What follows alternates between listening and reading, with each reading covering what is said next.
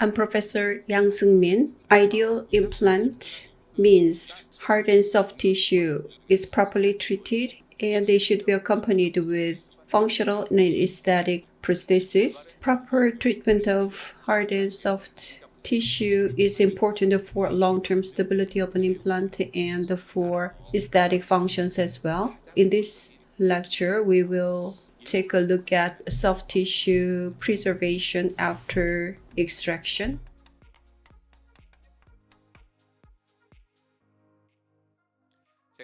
Today, I'm going to talk about these contents in this order. First, determination of surgical technique for soft tissue augmentation, hard tissue changes after extraction, soft tissue changes after extraction, how to overcome the changes after extraction, and summary.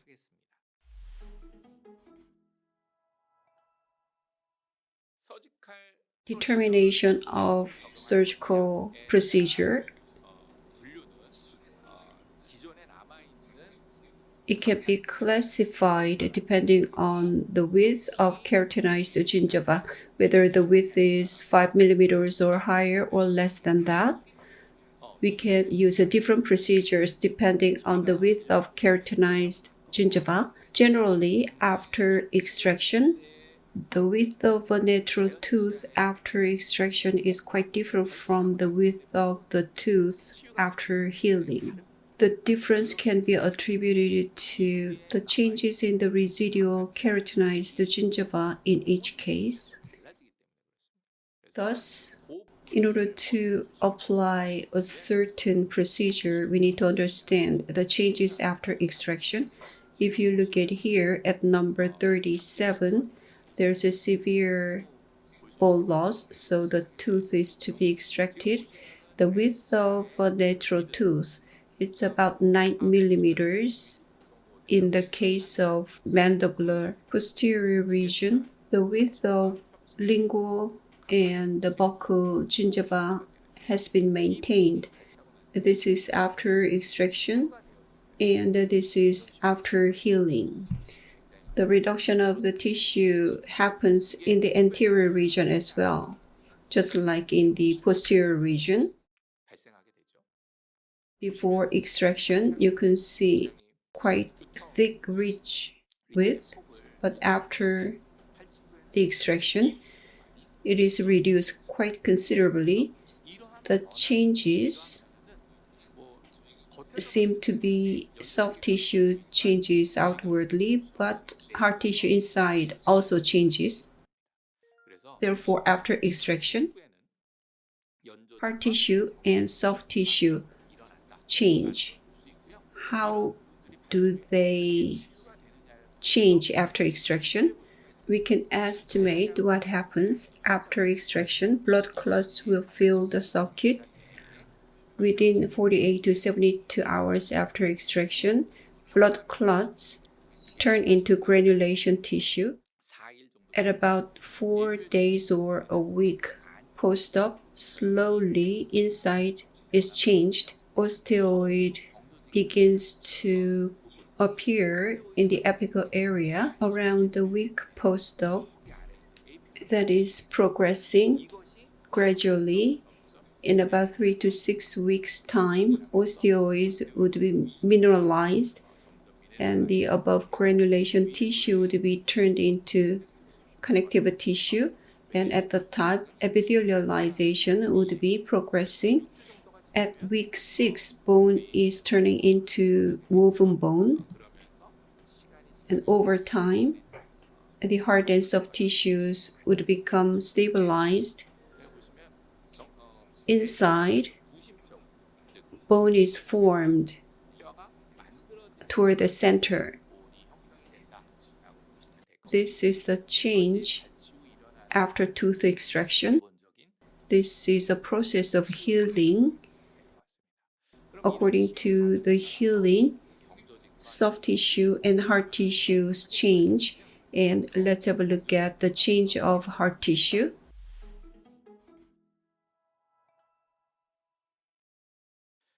Hard tissue, as you can see, when natural teeth are remaining versus no natural teeth remaining. You look at the thickness of alveolar crest, there are differences over time that is amplified, and that happens depending on the healing period after extraction. Likewise, maxillary anterior and posterior region, you can see the changes between where natural tooth remaining versus not remaining.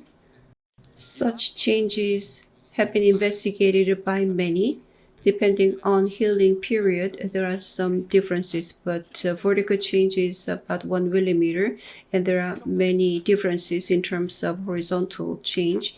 The change ranges from 2 millimeters to 7 millimeters, so we cannot say the definite number for the change. Investigations continued.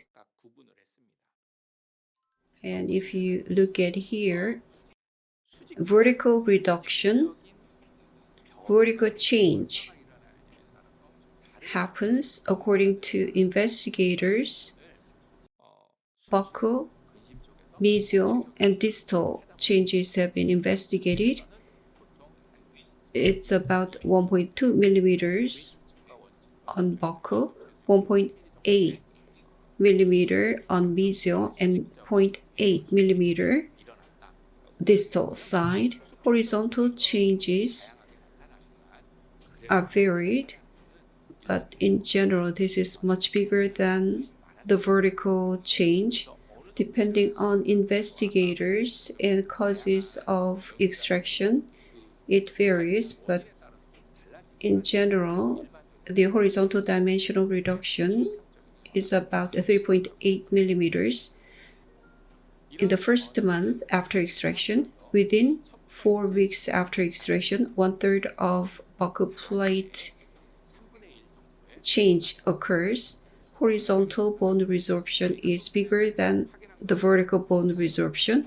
When an implant is placed, if the position of the implant is based on bone position, it tends to be placed lingually, palatally.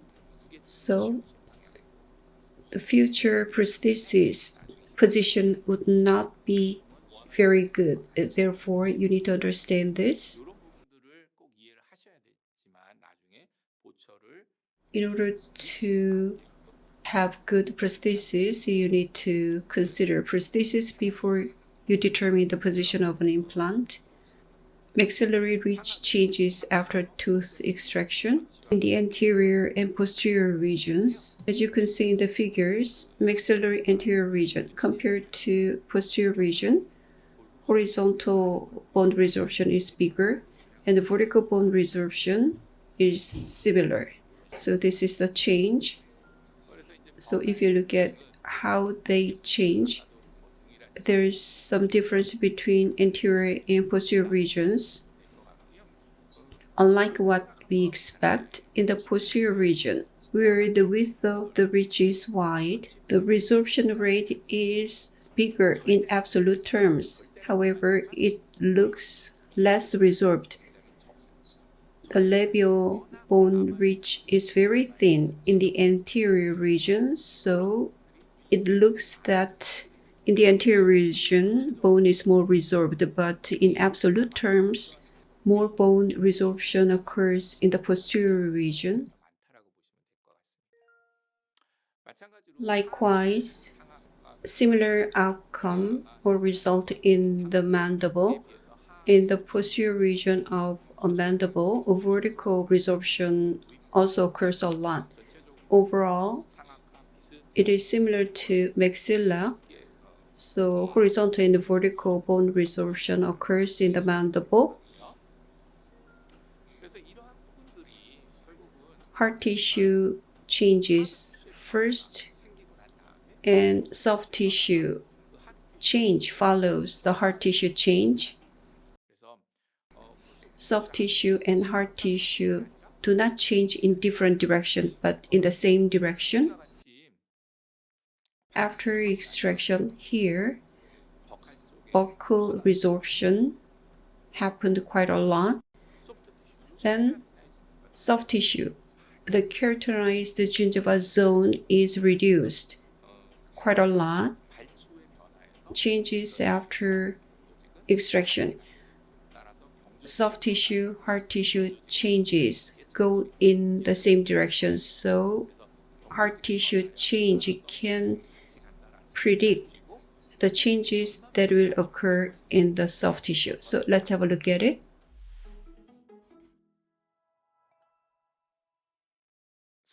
Soft tissue, as I said before, changes following hard tissue.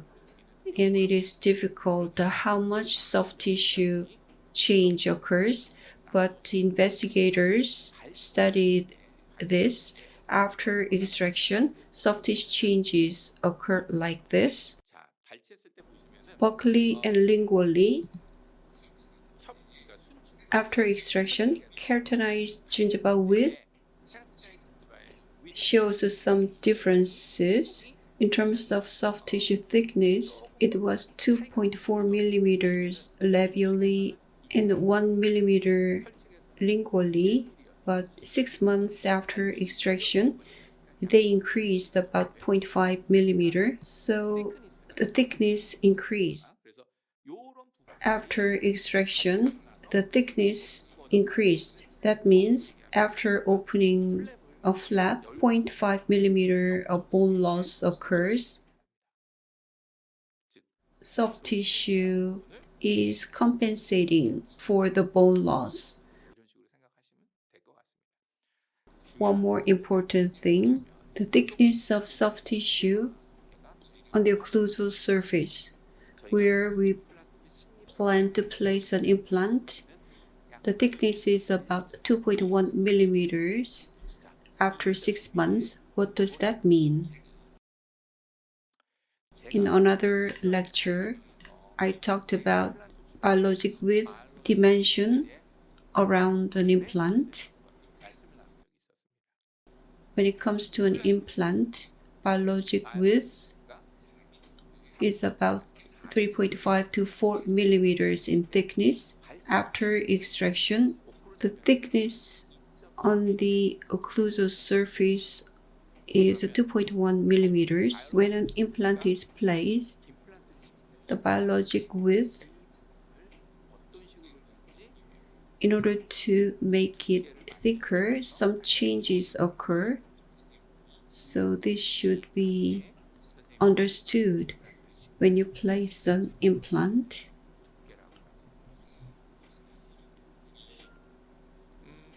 Also, overall, from mucogingival junction to free gingival margin, how much changes will occur?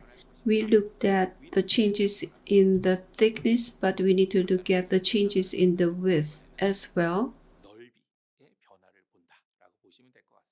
So, in terms of width, at about 4 months,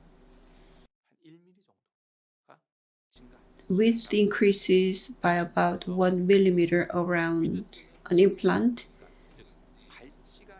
In the space after extraction, it's 9 millimeters in the molar area. Not all 9 millimeters turn into keratinized gingiva. It is resorbed, and the increase is about 1 millimeter. It can vary as median can be changed. However, we can say there is about 1 millimeter change that occurs.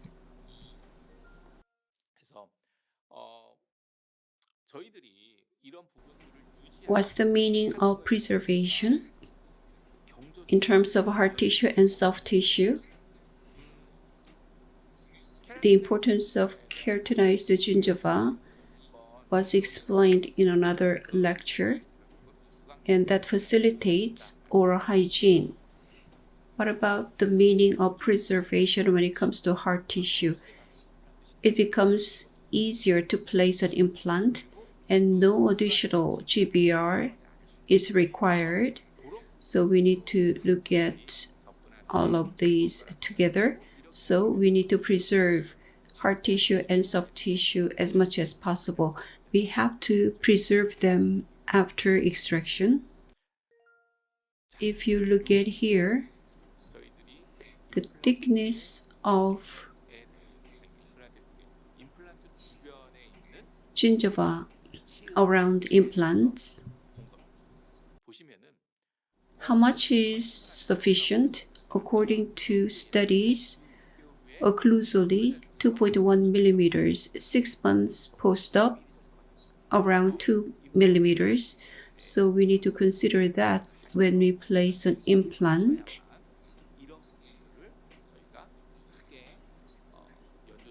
We should not interfere with the stability of soft tissue when we place an implant.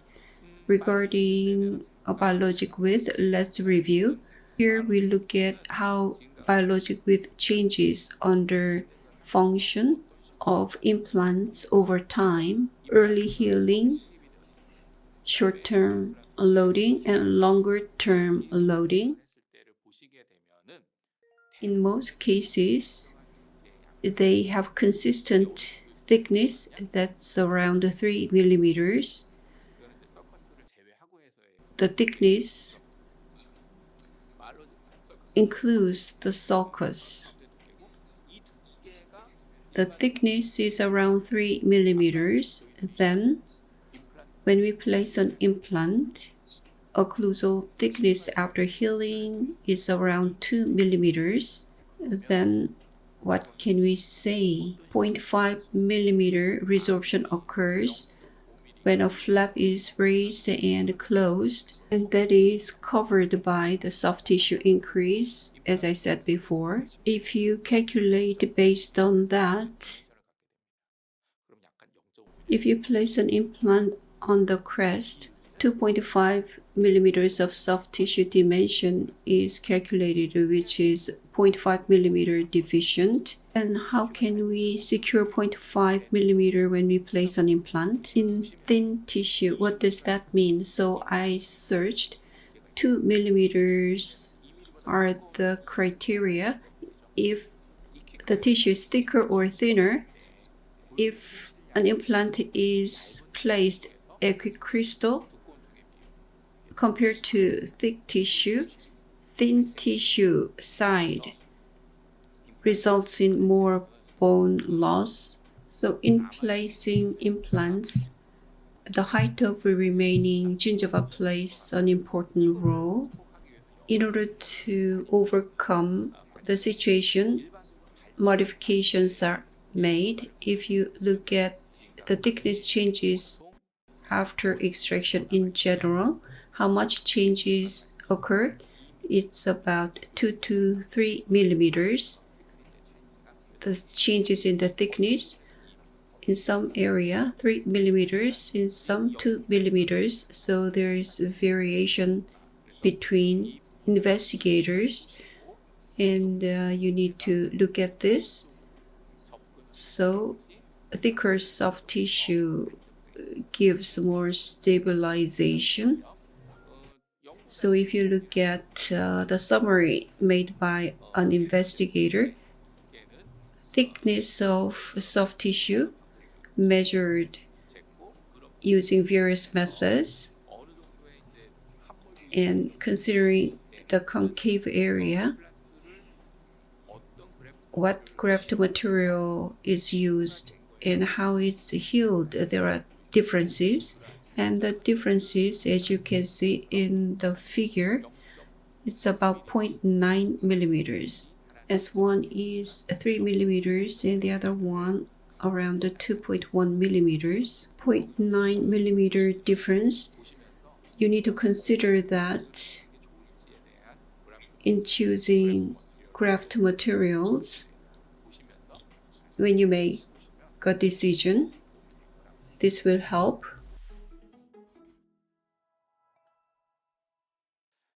How to overcome the changes after extraction? We talked about thickness of tissue and how to control the depth and socket preservation. Generally, what do you think is used commonly? It's the control of placement depth, but sometimes we cannot control that.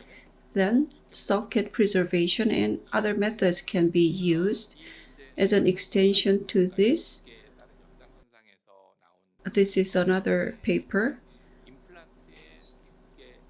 Soft tissue thickness, to increase the thickness at the implant site.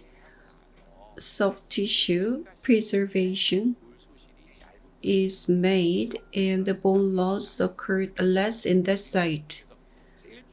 So what is most important thing is that when the thickness is thick, bone loss occurs less, and when the soft tissue is augmented, it resulted in less bone resorption. Regarding the procedure, the investigator placed implants rather deep instead of doing grafting. So when the tissue is thin, by placing implants deep, you can reduce the bone resorption. Grafting can be done, but implants can be placed rather deep.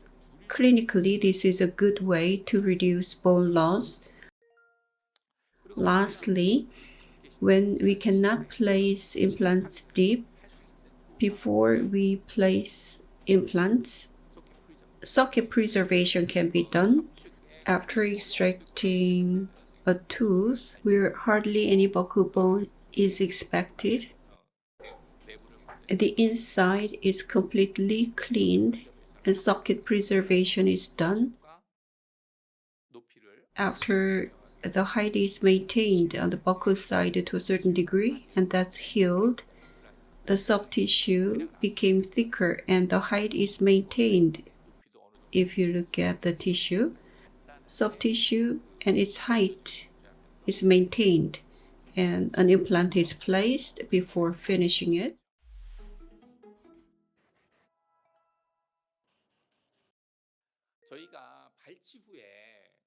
We need to understand the changes after extraction to maintain soft and hard tissue. That's the first step. How to overcome the change after extraction? As I said before, the thickness of soft tissue influences bone loss, and there are ways to overcome it. And clinicians need to make a decision and apply the technique.